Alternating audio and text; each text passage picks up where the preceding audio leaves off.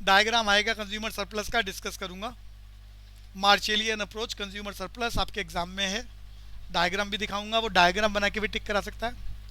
Formula भी बहुत पूछ सकता है। फार्मूला अभी अभी इस बच्चे ने आइडिया दिया, difference between willing to pay and actual amount paid. Yash formula एक बार सुनना ध्यान से, फिर बोलना, अभी समझाऊंगा जब टॉपिक आएगा, लेकिन एक बारी जब बात चल रही है तो बोलना चाह रहा था। कंज्यूमर सरप्लस क्या होता है? Difference between willing to pay and actual amount paid. यश बोलना। The difference between willing to pay and actual amount paid is known as consumer एक surplus. एग्जाम्पल से समझाता हूँ, बड़ा आसान भाषा, कि बिना डायग्राम इस बात को समझ जाओगे। एक नेसेसिटी गुड्स ले लेते हैं, माचिस। माचिस बाजार में 1 रुपए की आती है। अरे यश, मिल जाती होगी 1 रुपए में मैच बॉक्स? अब भैया। 1 रुपए में आती है। मान लो आपकी दुनिया में लाइटर जैसी कोई अपॉर्चुनिटी नहीं है, सिर्फ घर में खाना बनाना है, तो सिर्फ और सिर्फ एक ही ऑप्शन है, मैच बॉक्स। मैच बॉक्स से ही आप अपने बर्नर्स, गैस के बर्नर जलाएंगे और फिर खाना बनाएंगे। तो ऐसी कंडीशन में नेसेसिटी गुड्स हो गई मैच बॉक्स। अब अगर वो 2 रुपए की भी मिले तो आप मैच बॉक्स खरीदोगे नहीं खरीदोगे? बोलो जल्दी से। खरीदेंगे। खरीदेंगे। तो आप मैच बॉक्स 2 रुपए पर भी खरीदने के लिए तैयार हो, और बाजार में वैसे तो 1 रुपया छोड़ो, 50, अरे 50 पैसे भी मिलती है या 1 रुपए की मिलती है, बताना जरा। ये 1 रुपए की मिलती है। तो भैया, विलिंग टू पे, हम कितना रुपया देना चाहते हैं मैच बॉक्स का? 2 रुपया देने के लिए तैयार हैं। मैच बॉक्स चाहिए, 2 रुपये पे भी खरीदेंगे। विलिंग टू पे 2 रुपया।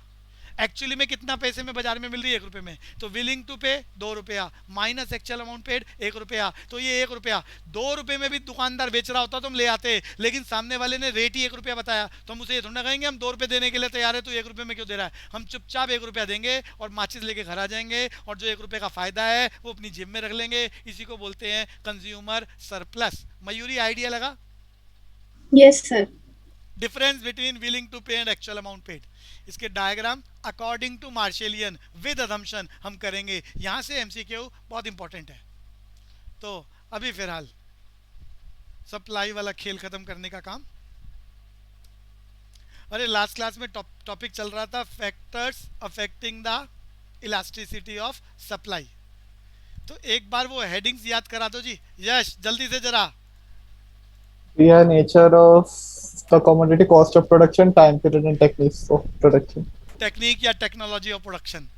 तो पहले तो वो एग्जामिनर ना हेडिंग्स लिख देगा और कहेगा इनमें से, अरे 3 सही लिखेगा और एक गलत। गलत का मतलब रिलेटेड, डिमांड वाली लिख देगा, और कहेगा ऑड मैन आउट। दूसरा तरीका मैंने बताया था, वो नेचर ऑफ कमोडिटी का जो हमने पैराग्राफ याद करा, उसमें वो क्वेश्चन लिखेगा कि पेरिशेबल गुड्स में इलास्टिक होती है, इन इलास्टिक होती है, परफेक्टली इलास्टिक होती है, परफेक्टली इन इलास्टिक होती है। तो भैया elasticity of supply in respect of perishable goods क्या याद करा था, कैसी होती है? Inelastic supply होती है। इन इलास्टिक होती है। तो ये बातें इसलिए याद करा रहा हूं ताकि आपका एमसीक्यू टिक हो जाए। ये पहला हो गया था बच्चों। हम दूसरे टॉपिक पे चल रहे थे, कॉस्ट ऑफ प्रोडक्शन या cost of factors of production. तो खाली कॉस्ट से बात समझ नहीं आएगी, तो मैंने यहाँ पर आपको डिटेल समझाई थी कि जब हम अपना आउटपुट बढ़ाते हैं, प्रोडक्शन बढ़ाते हैं, तो प्रोडक्शन के बढ़ाने के साथ साथ कॉस्ट भी बढ़ती है।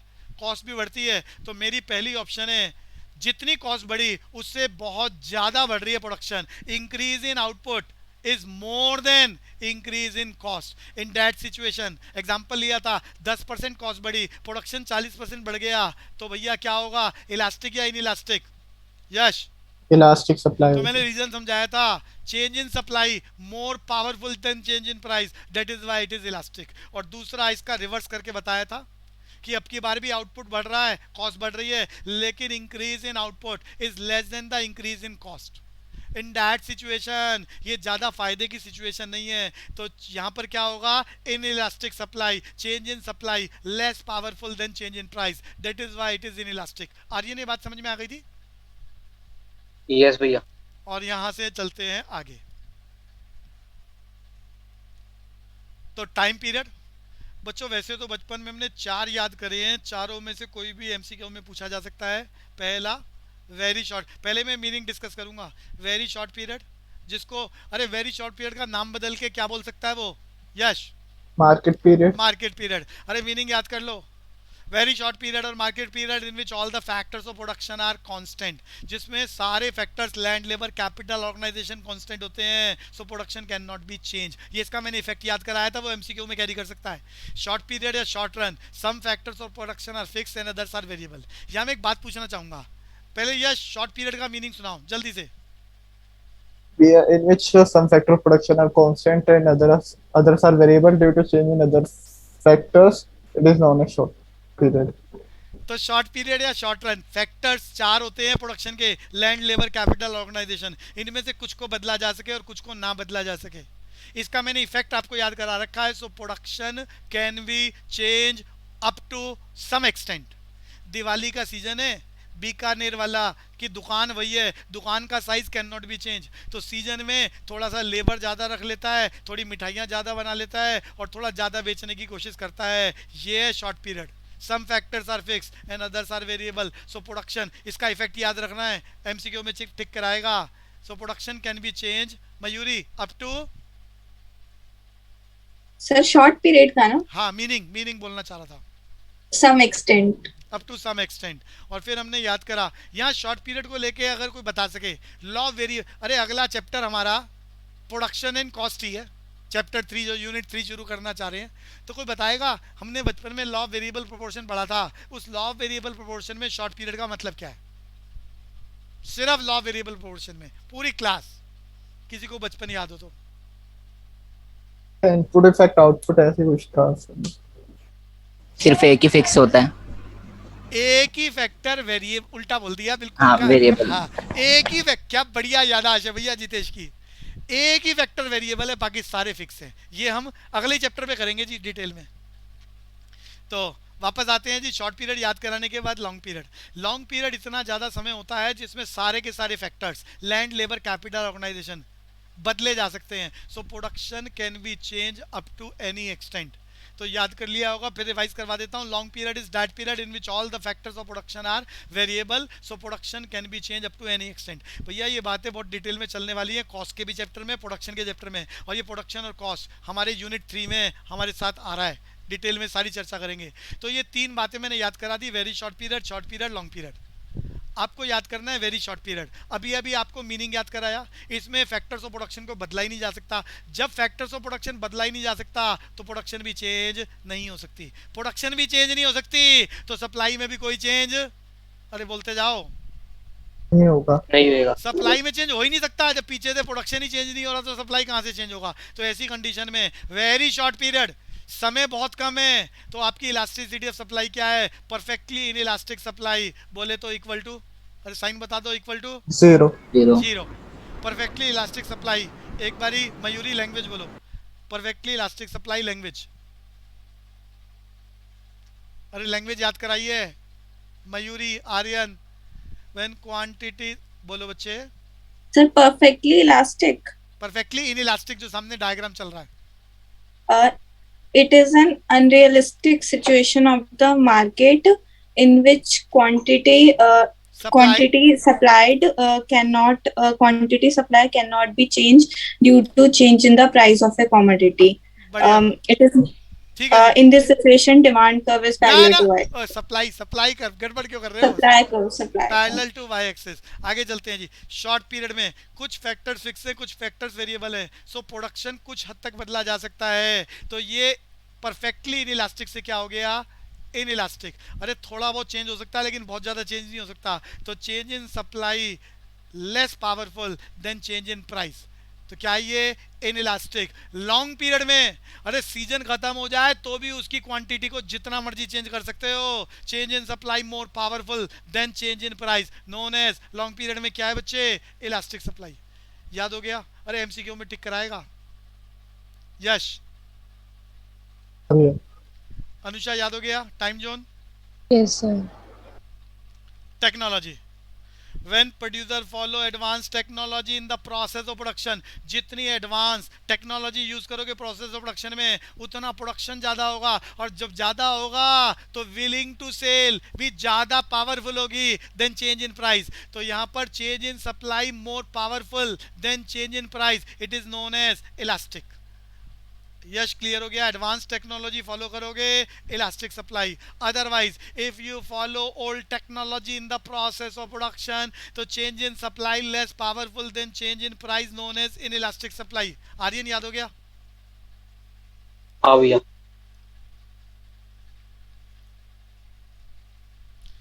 किसी भी बच्चे ने क्वेश्चंस ट्राई करने की कोशिश करी आपका स्टडी मटेरियल से? अरे जल्दी जल्दी बोलो, अनुषा मना करो भाई। नहीं करी सर। हाँ, तो जब क्वेश्चंस करोगे तो क्वेश्चंस में कुछ बातें आएंगी जिसके लिए टॉपिक मैं करा रहा हूँ। ये टॉपिक हमारे मार्केट के चैप्टर में है, हमारी किताब में, हमारा जो स्टडी मटेरियल है। यश मेरी बात समझ में आ रही है? हाँ भैया। ये टॉपिक मार्केट में आपकी किताबों में है, लेकिन आपके एमसीक्यू के क्वेश्चन इसके बगैर अटक जाएंगे, और एक नहीं बहुत सारे। तो आपको मैं एक बार रिवीजन के पॉइंट ऑफ व्यू से यहाँ करा रहा हूँ। मार्केट में दोबारा चलेगा, लेकिन इसके बगैर यहाँ क्वेश्चन अटेम्प्ट नहीं होंगे, इसीलिए डिस्कशन कर रहा हूँ। डिटर्मिनेशन ऑफ प्राइस बचपन में सबको याद कराया। अरे हमने अभी चैप्टर का कंक्लूजन करना है, डिमांड पढ़ लिया, सप्लाई पढ़ लिया, कंक्लूजन करने जा रहा हूँ, और इस कंक्लूजन को लेकर वो क्वेश्चन बनाएगा 100% कन्फर्म आपके एग्जाम में। और यहाँ हम प्रैक्टिस करेंगे, वो भी आएंगे, बट वो समझ तभी पाओगे जब ये बात एक बारी आपको याद आ जाए। खाली डिमांड अपने आप में किसी काम की नहीं है। कंज्यूमर मांगता रहे, बनाने वाला ही ना हो तो उसकी मांग बेकार है ना। अरे यश समझ में आ रहा है? खाली डिमांड फोर्सेस बेकार हैं अगर सप्लाई फोर्सेस ना हो। समझ में आ रहा है बच्चे? हाँ भैया। तो मैंने यहाँ डिमांड के चैप्टर में डिमांड की बातें पढ़ा दी, सप्लाई के चैप्टर में सप्लाई की बातें बता दी। अब ये डिमांड फोर्सेस और सप्लाई फोर्सेस, प्रोड्यूसर और कंज्यूमर दोनों एक साथ समाज में काम करते हैं। वही लोग कमा के घर आ रहे हैं, कमाने के लिए बाजार जा रहे हैं प्रोड्यूसर, घर आकर अपनी इच्छाओं को पूरा करना चाह रहे हैं वही लोग क्या हैं? कंज्यूमर। तो हिंदुस्तान में 121 करोड़ प्रोड्यूसर, 121 करोड़ कंज्यूमर, और दोनों की फोर्सेस को क्या बोल रहे हैं? डिमांड एंड सप्लाई, जहां एक दूसरे को काटते हैं। अरे जल्दी बताओ क्या डिटरमाइन होता है? Equilibrium price price. Of that commodity, price of that commodity. तो रियल लाइफ में वस्तु का दाम क्या सेटल होगा, इस बात को हमने इक्विलिब्रियम प्राइस में बचपन में पढ़ा था। तो यहाँ वो बहुत सारे क्वेश्चंस में बोलेगा कि प्राइस में और डिमांड में, प्राइस में और सप्लाई में क्या इफेक्ट पड़ेगा। आपको इक्विलिब्रियम प्राइस वाले डायग्राम बनाकर अपने मन में सोचना है, तो आपका आंसर टिक होगा। अगर आप खाली डिमांड या खाली सप्लाई को के एंगल पॉइंट ऑफ व्यू से समझोगे तो आपका क्वेश्चन टिक होने वाला नहीं है, और बहुत सारे क्वेश्चंस हैं। यश मेरी बात समझ में आ रही है मैं क्या कहना चाह रहा हूँ? हाँ भैया। तो जल्दी से टॉपिक पर आते हैं। डिमांड फोर्सेस, सप्लाई फोर्सेस, जहां एक दूसरे को काट रहे हैं। इक्विलिब्रियम प्राइस, बचपन का मीनिंग याद करें। इक्विलिब्रियम प्राइस, सामने डायग्राम चल रहा है। Equilibrium price is the price which is settled through the free forces of market demand and market supply at a point where quantity demanded is equal to quantity supplied. Aryan repeat करेगा। इक्विलिब्रियम प्राइस, जिस कीमत पर बेचने वाला बेचता है, खरीदने वाला खरीदता है, वो यहाँ क्वेश्चन में 2 रुपए चल रहा है। 2 रुपए पर बेचने वाला बेच रहा है और खरीदने वाला खरीद रहा है। रियल स्टोरी चल रही है। इसके अलावा जितने भी प्राइस हैं इमेजनरी प्राइस हैं, जिसकी पॉसिबिलिटी रिफ्लेक्ट हो रही है डिमांड कर्व और सप्लाई कर्व में। एक्चुअली में बेचने वाला 2 पर बेच रहा है और खरीदने वाला 2 पर ही खरीद रहा है, और बाजार में कितनी वस्तुएं खरीदी बेची जा रही हैं। अरे इक्विलिब्रियम क्वांटिटी बताओ जरा देखकर जल्दी से। अरे बताते ही नहीं हो। 2 रुपए। 35। 35। अरे सामने टेबल भी देखो ना। 2 रुपए के दाम पर क्वांटिटी डिमांडेड क्वांटिटी सप्लाइड बराबर हो गई। इक्विलिब्रियम प्राइस सेटल हो गया, बाजार में रियल प्राइस सेटल हो गया, बाकी सारे प्राइस और क्वांटिटी इमेजनरी है। तो लैंग्वेज मैंने याद कराई। Equilibrium price is the price which is settled through the free forces of market demand and market supply at a point. अरे पॉइंट यहाँ ई है, ई बोले तो equilibrium, where quantity demanded is equal to quantity supplied. Aryan repeat. Equilibrium price is a price at which quantity demanded equals to quantity supplied. थोड़ा और detail में कौन बोलेगा? Anusha, equilibrium price. Equilibrium price is a price which is determined by the free forces of market demand and market supply at a point where quantity demanded is equal to quantity supplied. तो फिर एक बार दोबारा revise कर ले, सामने जो बना हुआ है उसको ही पढ़ने का काम।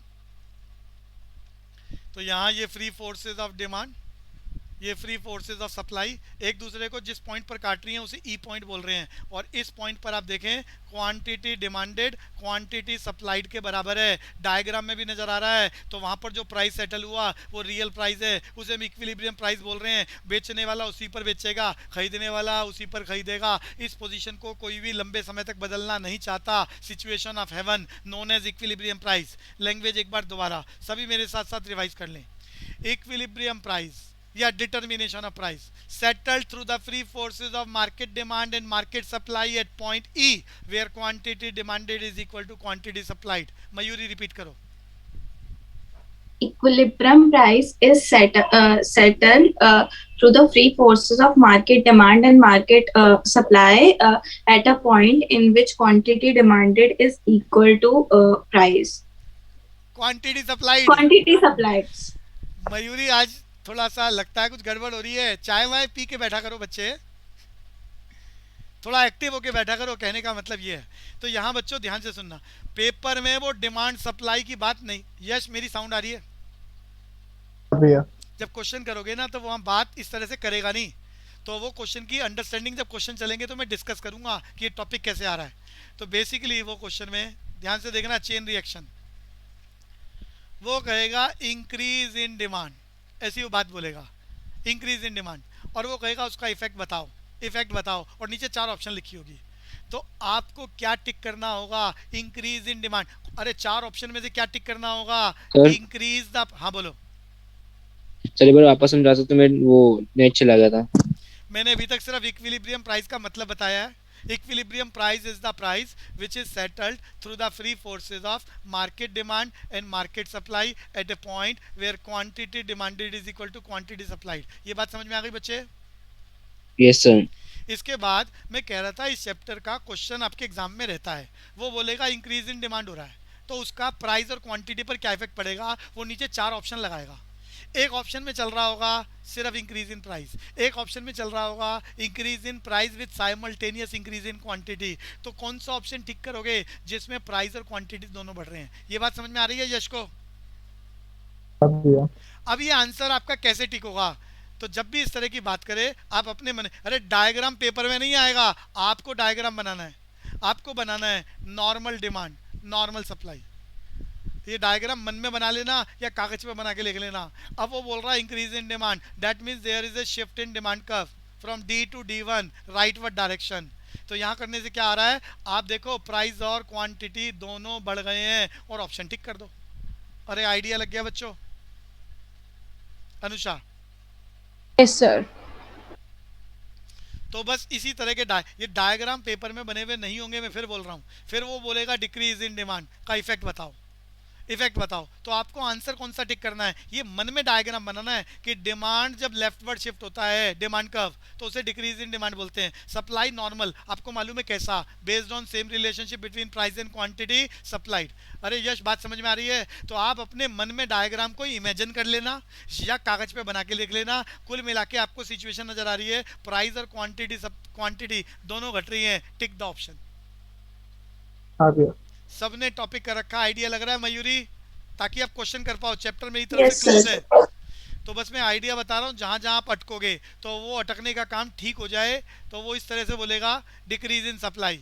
तो दीपांशु, यश आपको मालूम है डिक्रीज इन सप्लाई में सप्लाई कब लेफ्टवर्ड शिफ्ट, डिमांड कब नॉर्मल? यश? हाँ भैया। तो कुल मिला के आपका आंसर कौन सा टिक होना चाहिए जिसमें प्राइस, जल्दी बोलो, प्राइस प्राइस बढ़ रहा और क्वांटिटी सप्लाइड घट रही है। तो डायग्राम नहीं होगा, बस आपको मन में ऐसा इमेजिन करना है, नहीं तो बना के देख लेना है। और फाइनल आंसर क्या होगा? Increase in price and decrease in quantity. ये क्लियर हो गया बच्चों? अनुषा? हाँ भैया। और Yes, ये sir. अंतिम बात, डिमांड सप्लाई वो दोनों की बात करेगा, बढ़ने की, दोनों की बात करेगा। तो दोनों में कॉमन बात है क्वांटिटी, जल्दी बोलो जी, बढ़ेगी। बढ़ रही है। और लेकिन वो बोल दे increase in demand is equal to increase in supply, अरे सबको याद है, तो प्राइस भी सेम रहेगा, क्वांटिटी बढ़ेगी।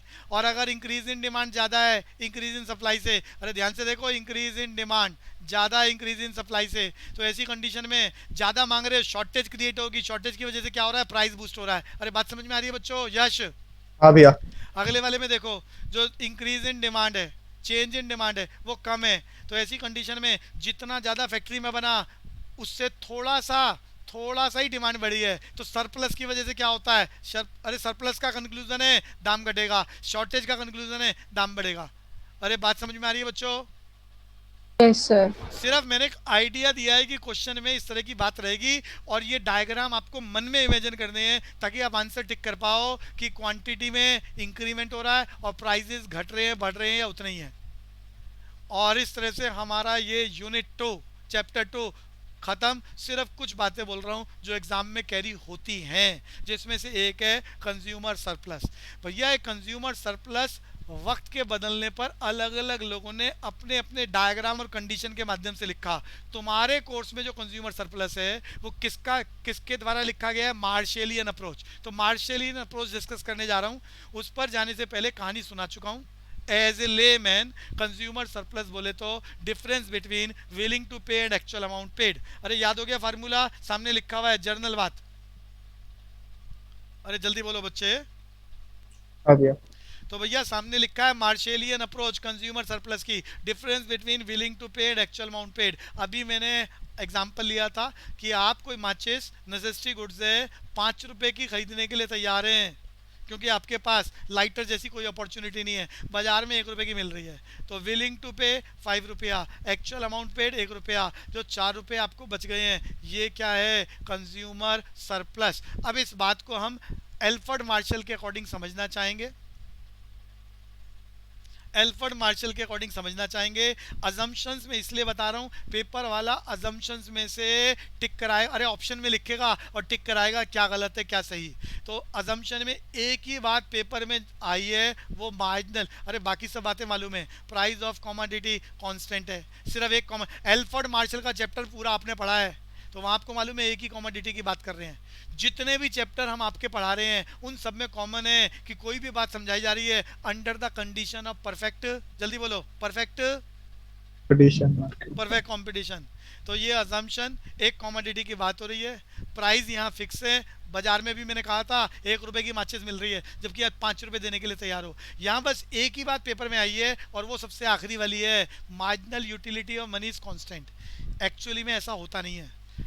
मार्शेलियन अप्रोच, चाहे 1 कमोडिटी अप्रोच कंज्यूमर इक्विलिब्रियम, चाहे 2 कमोडिटी अप्रोच कंज्यूमर इक्विलिब्रियम, और चाहे मैं कंज्यूमर सरप्लस की बात कर रहा हूँ, तीनों जगह एक बहुत इंपॉर्टेंट असम्पशन है जो बाद में फेल हो गई थी जब हिक्स की अप्रोच आई। और वो अप्रोच क्या?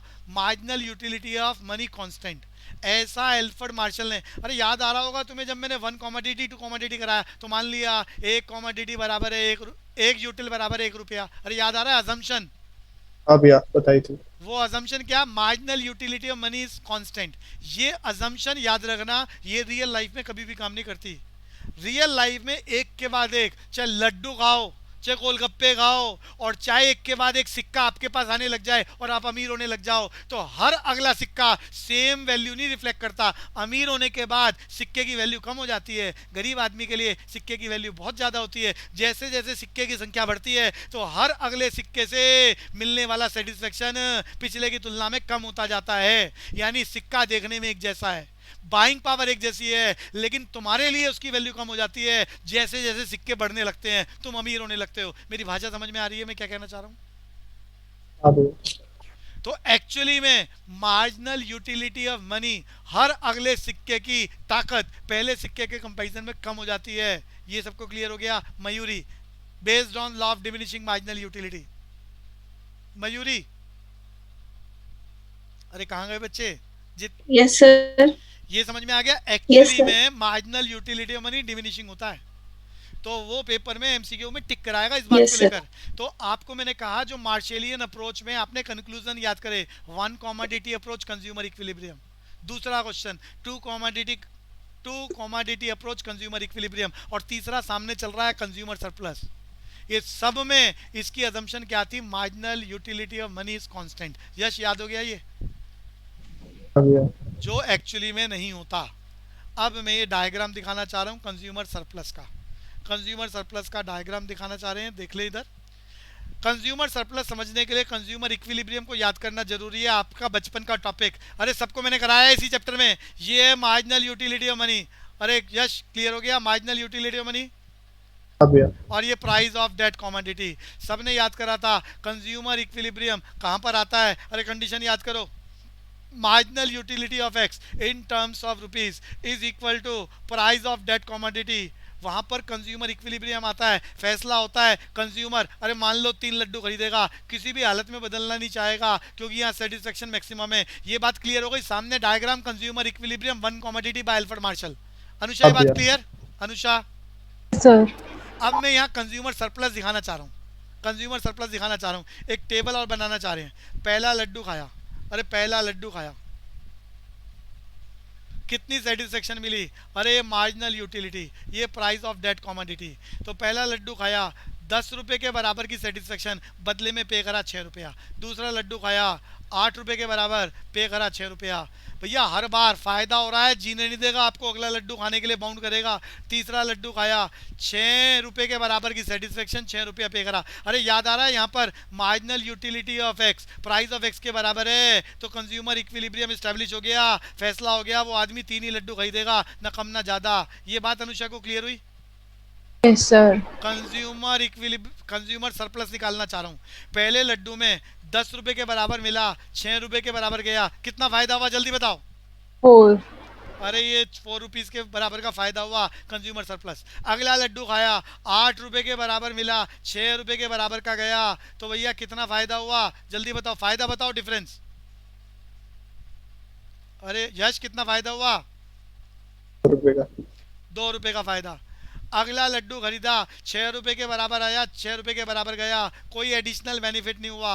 तो कुल मिला के ये जो सामने ट्रायंगल है जिसको मैंने ब्लू कलर से मार्क करा है, इसमें जितना भी आपको मिल रहा है उसके बदले में आप कुछ भी पे नहीं कर रहे। मैं मैथमेटिकली या निकाल के दिखा रहा हूँ। आपने ये 6 रुपये के बराबर जो आपको फ़ायदा मिला है, इसके बदले में आपने चवन्नी भी पे नहीं। अरे चवन्नी तो समझ में आता होगा अनुषा, चवन्नी आज के ज़माने में चलती नहीं है। Yes, sir. इसके बदले में आपने रुपया भी पे नहीं करा है, तो ये कंज्यूमर सरप्लस। आपको ध्यान से सुनो, सामने डायग्राम देखना, सामने डायग्राम देखना, इतना आपको मिला। अरे यश सामने नजर आ रहा है, इतना बॉक्स आपको मिला इतने रुपए के बराबर का, और इतना आपने पे कर दिया, इतना आपने पे कर दिया। तो ये जो ऊपर नीले रंग की ट्रायंगल है, ये आपका मुनाफा जिसके बदले में आपने कुछ भी पे नहीं करा, नोन एज कंज्यूमर सरप्लस। ये क्लियर हो गया? हाँ भैया। मैंने डायग्राम में अलग से कुछ नहीं है, कंज्यूमर इक्विलिब्रियम का ही एक पार्ट है। जहां पर कंज्यूमर इक्विलिब्रियम होता है, क्वांटिटी का सेटलमेंट हो रहा है जिसे आप बदलना नहीं चाह रहे, उसमें जो ऊपर ब्लू रंग की ट्रायंगल बन रही है, ये आपका कंज्यूमर सरप्लस है। डिफरेंस बिटवीन, ये ट्रायंगल क्या रिफ्लेक्ट करता है? Difference between willing to pay and actual amount paid. Aryan ये बात समझ में आ गई? डायग्राम, शेड्यूल और लैंग्वेज तीनों क्लियर होनी चाहिए। हाँ भैया। कंज्यूमर सरप्लस खत्म।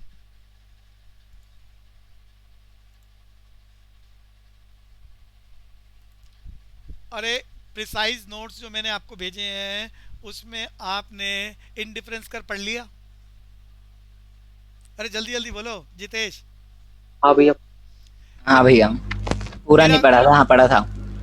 मेरा क्वेश्चन पूरी क्लास से मोस्ट इंपॉर्टेंट है, इस चैप्टर के क्रैकिंग एरियाज में बोल रहा हूँ, जिस पर बेस्ड क्वेश्चन रहेंगे। सबको मालूम है substitute goods. Anusha substitute goods क्या, जल्दी बोलो? Which are used in place of others. For example Tea and coffee. Complementary goods बताओ। Complementary goods are those goods which are used together. For example, car and petrol. अब मैं यहाँ most important area discuss करना चाह रहा हूँ, indifference curve का topic है। खेल सामने मैंने क्या मार्क करा है? यश क्या लिखा है? Perfect substitute. पूरी क्लास बता दो परफेक्ट सब्स्टिट्यूट गुड्स का मतलब क्या होता है, पूरी क्लास से पूछ रहा हूँ, मतलब बताओ पहले। जैसे बिल्कुल किसी सेम एक है। चीज को दूसरी चीज करेगी लेकिन दोनों सेम होती है। जितेश बोलना चाह रहा है, दोबारा बोलेगा जितेश। भैया मतलब वो दोनों कॉम्पिटिटिव बिल्कुल सिमिलर है हर बिल्कुल एस्पेक्ट। बढ़िया, बिल्कुल बढ़िया, ये परफेक्शन है। पहले तो याद कर लो परफेक्ट सब्स्टिट्यूट, यानी दोनों गुड्स आइडेंटिकल हैं, यानी सिर्फ नाम बदल रखा है। अरे रियल लाइफ का कोई एग्जांपल नहीं है मेरे पास, तो मैं अज्यूम कर लेता हूँ 2 पानी की बोतलें, एक बिस्लरी और दूसरा एक्वाफिना। अरे मैंने 2 अलग अलग लेबल लगा दिए हैं, मेरे पास ऐसी कोई रियल स्टोरी नहीं है। मान के चलो दोनों बॉटल्स में सेम क्वांटिटी ऑफ वाटर है, सेम टेस्ट है, सेम ब्रांडिंग है, सेम गुडविल है, सेम प्राइस है, कोई फर्क ही नहीं है। Only the difference is label, सिर्फ नाम का फर्क है। एक रामलाल एक सीताराम, दोनों के दोनों आइडेंटिकल हैं, तो उसे बोलेंगे परफेक्ट सब्स्टिट्यूट। ये बात क्लियर हो गया? परफेक्ट सब्स्टिट्यूट बोले तो आइडेंटिकल गुड्स। अनुषा ये बात समझ में आ रही है? Yes, sir. अब मेरा क्वेश्चन शुरू होता है। परफेक्ट सब्स्टिट्यूट आपको समझ में आ गया, आइडेंटिकल। वो ये नहीं बोलेगा परफेक्ट सब्स्टिट्यूट का मतलब बताओ। परफेक्ट सब्स्टिट्यूट आपको समझ में आ गया, आइडेंटिकल गुड्स। एग्जांपल लिया है एक्वाफिना बिस्लरी। रियल लाइफ में दोनों कंपनियों की बॉटल में वाटर का टेस्ट अलग अलग है, प्राइजेस अलग है, गुडविल अलग है। जो बिस्लरी पीने की हैबिट होती है जिस आदमी को, वो एक्वाफिना नहीं पी सकता, टेस्ट इज डिफरेंट। तो यहाँ पर रियल लाइफ में बातें अलग हैं। मैं मान के चल रहा हूँ बिल्कुल दोनों आइडेंटिकल है, परफेक्ट सब्स्टिट्यूट। तो मेरा क्वेश्चन है ऐसी कंडीशन में when goods are perfectly substitute what is the shape of indifference curve? पूरी क्लास Straight line. सामने से पढ़ के बोल रहा है, पढ़ के बोल रहा है या समझ के बोल स्ट्रेट रहा लाइन है? होगी। अरे समझ के बोल रहे हो क्या? हाँ भैया। तो भैया फर्क ही नहीं है दोनों में। तो मैं लाइन, अरे याद कर लो, यही क्वेश्चन है। When goods are perfect substitute in that situation slope of indifference का बचपन में मैंने याद कराया था। अरे सामने डायग्राम में सब मेंशन कर दिया मैंने, बचपन में याद कराया था। अरे कैसा होता है जल्दी बोलो, देखो सामने लिखा है convex to Origin. Normally indifference curve convex to origin, और उसका रीजन मैंने आपको याद कराया, marginal rate of substitution is पूरी क्लास Diminishing. डिमिनिशिंग। यहाँ हम कुछ एक्सेप्शंस की बात कर रहे हैं, कुछ एक्सेप्शंस की बात कर रहे हैं। Exception number 1, when goods are perfect substitute, सिर्फ एग्जांपल बनाने की कोशिश कर रहे हैं। एक्वाफिना एंड बिस्लरी दोनों आइडेंटिकल गुड्स, ऐसा हम अज्यूम कर रहे हैं आइडेंटिकल गुड्स हैं, नीचे एक्वाफिना ऊपर बिस्लरी। ऐसी कंडीशन में जब दोनों ही आइडेंटिकल हैं तो मार्जिनल रेट ऑफ सब्स्टिट्यूशन क्या होगा? कांस्टेंट। क्या होगा? कांस्टेंट। यानी एक बिस्लरी को छोड़ने के लिए एक एक्वाफिना। अरे दोनों ही आइडेंटिकल हैं तो भैया बिस्लरी आए कि एक्वाफिना आए क्या फर्क पड़ता है? एक बॉटल एक्वाफिना की लेने के लिए एक बिस्लरी छोड़ दो, फिर अगली एक एक्वाफिना के लिए एक बिस्लरी छोड़ दो, दोनों में फर्क ही नहीं है। तो दोनों के दोनों आइडेंटिकल। मार्जिनल रेट शब्द याद कर लेना, एमआरएस इज कांस्टेंट होता है परफेक्ट सब्स्टिट्यूट में। सो स्लोप ऑफ द लाइन कैसी होती है? Straight line downward sloping. बात समझ में आ गई? अरे जल्दी बोलो। Yes, sir.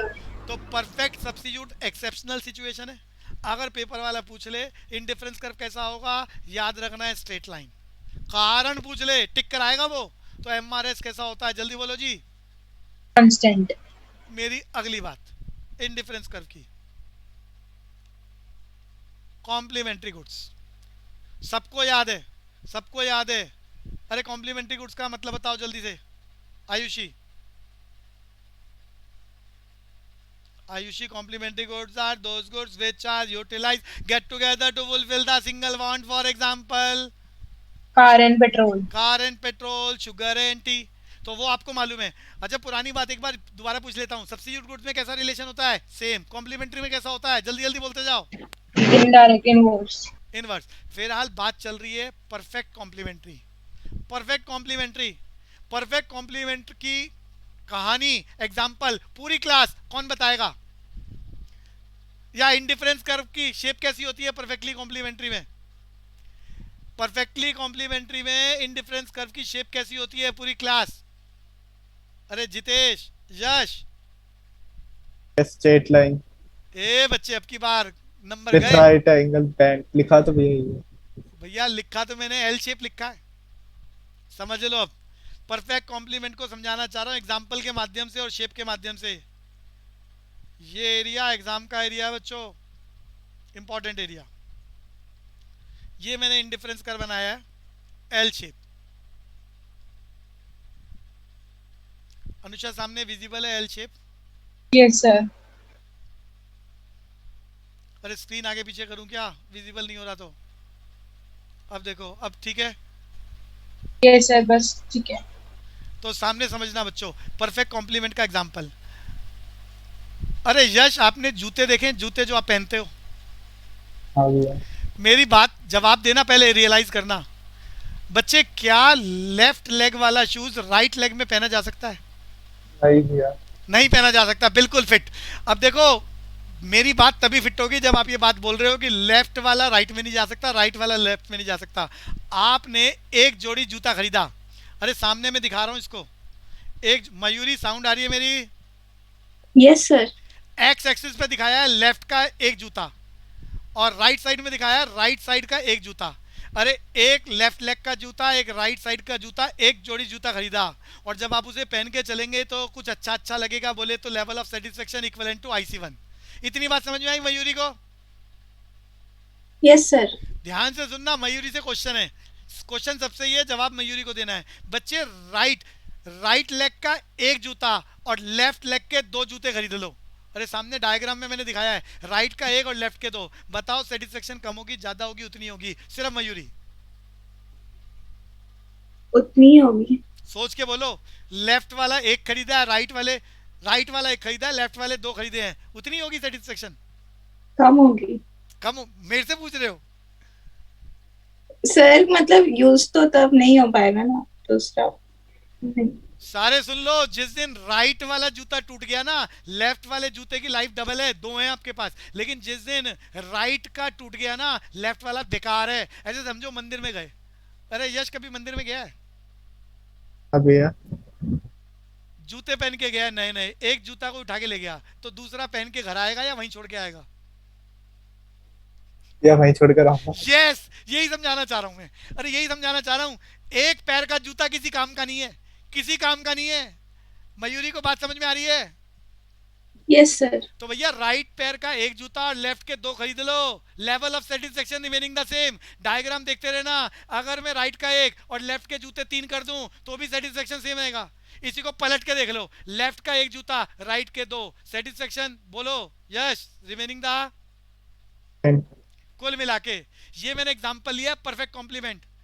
भैया इस दुनिया में कुछ, अरे जो फीमेल के जूते हैं वो भी इधर उधर रिवर्स हो सकते हैं या नहीं हो सकते? अरे मयूरी बताओ, फीमेल में ऐसा होता है क्या कि लेफ्ट वाला राइट में पहन लो, राइट वाला लेफ्ट में? सर नहीं। नहीं होता। तो एग्जाम्पल बताना चाह रहा हूँ, रियल लाइफ का एग्जाम्पल है। इन एग्जाम्पल्स को बोलेंगे परफेक्ट कॉम्प्लीमेंट्री। एक और एग्जाम्पल, ग्लव्स के बारे में सुना है?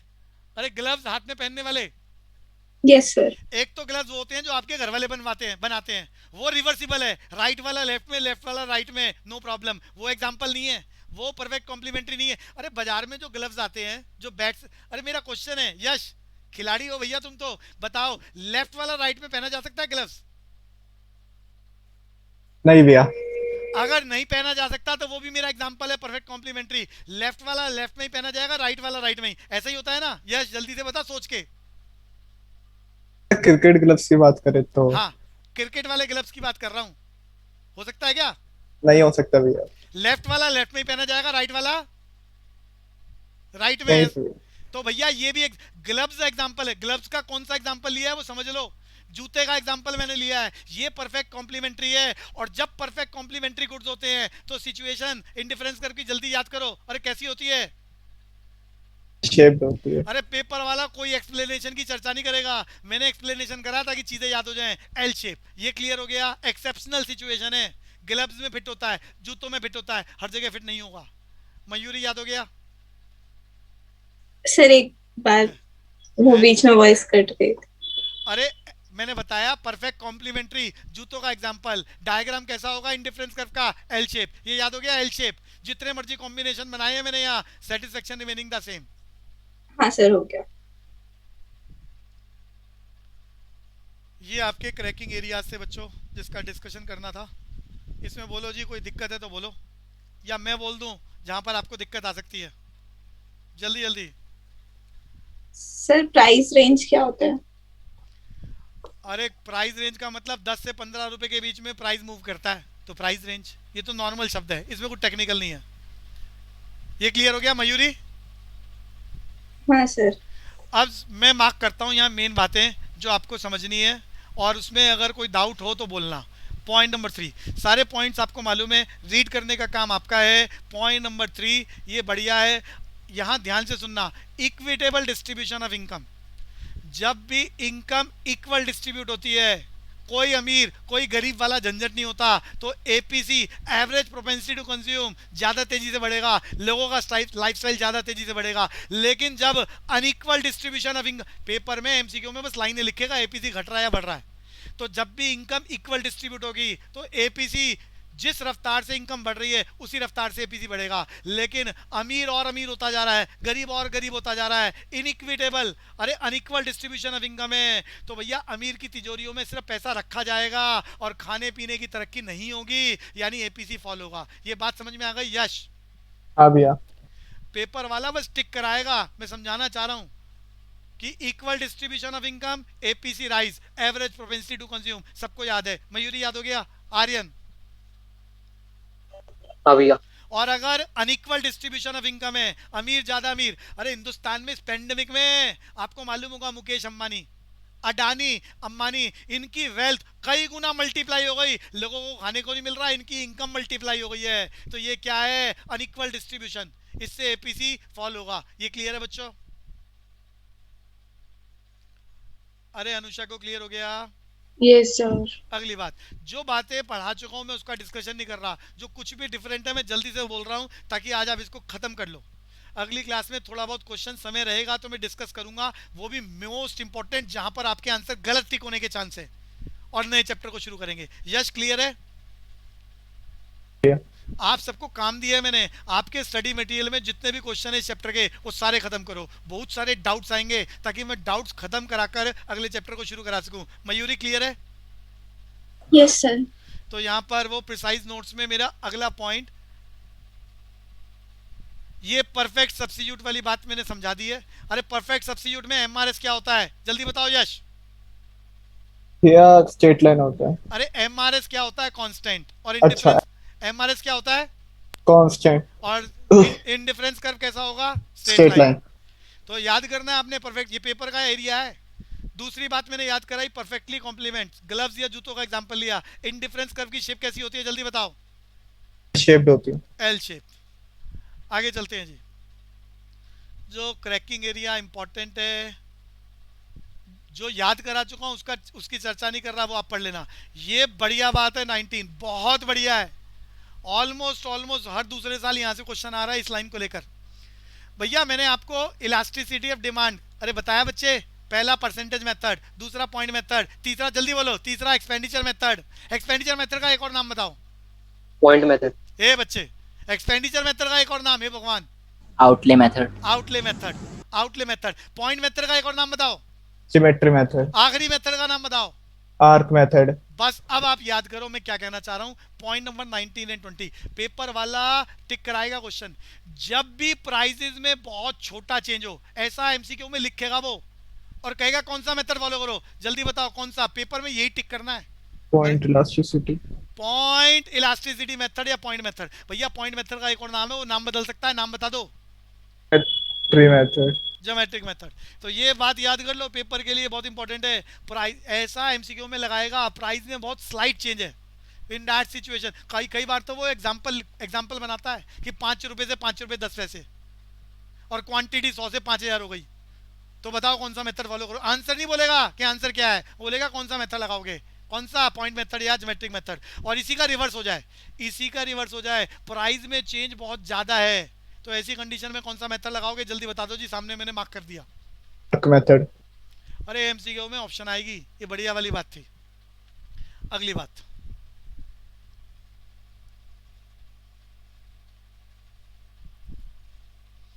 Consumer surplus. मैं आपको बता चुका हूं विद डायग्राम आपको मैंने याद कराया है, मैंने आपको इसका शेड्यूल बना के समझाया है और इसका फार्मूला बताया है। अरे बता दो फार्मूला क्या? टू पे माइनस एक्चुअल रेडी टू पे माइनस एक्चुअल अमाउंट पेड। और यहाँ एक अजम्पशन है, marginal utility of money is constant. ये बात याद रखने वाली थी। तो आई थिंक सारे ही हो गए। एक पॉइंट और बचता है डिस्कस करने वाला, ये बढ़िया बात, एक पॉइंट और रह गया जी, 50th। Two goods are perfect substitute, ये याद कर लेना बच्चों। Two goods are perfect substitute. अच्छा मेरा क्वेश्चन है, अगर दो गुड्स में आपस में कोई भी रिलेशन नहीं है, अरे कोई भी रिलेशन नहीं है, क्रॉस इलास्टिसिटी क्या होगी? यश खंडेलवाल। फाइनाइट। ए बच्चे, अरे जब दो गुड्स में रिलेशन ही नहीं है तो क्रॉस इलास्टिक कराया तो था, ये तो कराया है जीरो। अरे जीरो कराया है, पॉजिटिव कराया है, नेगेटिव कराया है, तीनों कराए हैं। जब दो वस्तुओं में कोई रिलेशन नहीं है, cross elasticity of demand zero. जब दोनों में सब्स्टिट्यूट गुड्स वाला खेल है तो कैसा होता है? पॉजिटिव। कॉम्प्लीमेंट्री है तो कैसा होता है? जल्दी बताओ। नेगेटिव। ये याद कर लिया आपने। एक और बात यहाँ बोल रहा हूँ, जब गुड्स परफेक्ट सब्स्टिट्यूट है तो ये याद कर लो, क्रॉस इलास्टिसिटी इनफाइनाइट। जस्ट जल्दी बोलो क्या बोला है? अगर परफेक्ट सब्स्टिट्यूट हो जब क्रॉस इलास्टिसिटी इनफाइनाइट होती है। भैया जब गुड्स में कोई रिलेशन नहीं है तो ये याद करा चुका हूँ, डायग्राम सब बनाए हुए हैं। क्रॉस इलास्टिसिटी जीरो, ये मालूम है, लेकिन परफेक्ट सब्स्टिट्यूट में क्रॉस इलास्टिसिटी क्या होगी? जल्दी बता दो एक बारी। इनफाइनाइट। बस ये डिस्कशन करना था हमारा। तो ये मेरी तरफ से unit 2 chapter 2 demand supply and settlement of price close. बच्चों क्वेश्चन कर लिए हैं तो डिस्कशन करें, बोलो जल्दी से, या कर पाओगे? करूं जरा जल्दी जल्दी? यश, अरे करें डिस्कस, कर ले डिस्कस एक दो क्वेश्चन जल्दी जल्दी। कर ले। तो यश पहला नंबर आपका, आपका ही नंबर है, ध्यान से पढ़े जवाब दें भैया। अगली क्लास में सारे क्वेश्चन 100 से ज्यादा क्वेश्चन है, सारे घर पे कर लेना, आंसर पीछे लिखे हुए, कहीं पर भी डाउट आए आपका आंसर पीछे से मैच नहीं हो रहा, मार्क करना है, मैं डिस्कस करूंगा ताकि समस्याएं क्लियर हो जाए। टेक्निकल एरिया है, लापरवाही नहीं करेंगे ताकि अगली यूनिट इसके बाद शुरू की जा सके। हर्ष को बात समझ में आ गई है? हर्ष, जितेश, सर हाँ भैया। पहला क्वेश्चन पढ़ने में आ रहा है यश? डिमांड ऑफ ए कमोडिटी बच्चे, हाँ भैया आ रहा है। तो जल्दी से बताओ answer. Demand of a commodity सारे पढ़ रहे हैं और मोस्ट सुटेबल आंसर सोचे और बताएं जरा जल्दी से। भैया डी होना चाहिए। बिल्कुल भैया, यहाँ एग्जैक्ट जो आपने याद करा वो नहीं मिलेगा, और जो एग्जैक्ट यूनिवर्सल ट्रुथ है वो भी नहीं मिलेगा। यहाँ मोस्ट सुटेबल ऑप्शन ढूंढनी है आपने। तो quantity of a commodity demanded at a certain price during the given period of time, इन चारों में से most suitable. Contraction of demand, मेरा क्वेश्चन अनुषा से है, बाकी सब पढ़ रहे हैं और आंसर ढूंढ रहे हैं कौन सा। अनुषा,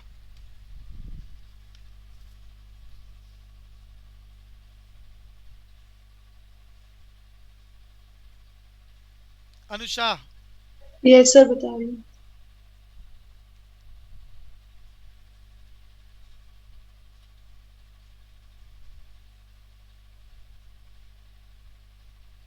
अरे इतनी देर का क्या काम है? कॉन्ट्रैक्शन आपको मालूम है? Yes sir. अरे कॉन्ट्रैक्शन का मीनिंग याद है? Rise in the price of a commodity, quantity demanded fall, settlement point on the demand curve moves upward, known as contraction in demand. यहाँ ढूंढो सबसे बढ़िया answer. Yes, increase in price हाँ। Of the goods concerned. अरे yes समझ में आ रहा है? देखो यहाँ राइज की जगह इंक्रीज लिखा हुआ है। हाँ भैया। अभी मैंने बताया ना वो गड़बड़ झालक करेगा ऐसा, तो तुम्हें ज्यादा एक्यूरेट नॉलेज होनी चाहिए। वो राइज इन द प्राइस लिखे तो मैं उसी को टिक करता, नहीं तो मैं इंक्रीज इन डिमांड। अरे मोस्ट सुटेबल आंसर ढूंढना है, एग्जैक्ट तो मिलेगा ही नहीं। यश बात समझ में आ गई? भैया increase in the price, price बढ़ रहा है, quantity demanded falls, settlement point moves upward, known as contraction of demand. Number 3 मेरा question Jitesh, number 3। Reference of the individual is monetary income, price of a commodity, price of a commodity. क्या बढ़िया बात है, price of a commodity, price of a commodity. तो भैया आज की class यहीं रोकेंगे। मेरा काम, मैंने काम दिया है, ये प्रिसाइज नोट्स एक बार अच्छे से रीड कर लो, चैप्टर को रिवाइज कर लो, बात के लिए पेंडिंग नहीं छोड़ना कुछ भी। सारे क्वेश्चन एमसीक्यू के खत्म करो, पीछे से चेक करो, बहुत सारों में गड़बड़ मिलेगी, उसका डिस्कशन करना चाहूँगा ताकि आपको क्लियर हो जाए उसका कारण क्या है और उसका आंसर वो ठीक है गलत है क्यों। मयूरी बात समझ में आ रही है? Yes, sir. और फिर हम नया चैप्टर शुरू करेंगे, chapter 3 the theory of production and cost. अभी के लिए इतना बहुत। किसी को कुछ पूछना है पूछ लो बच्चों।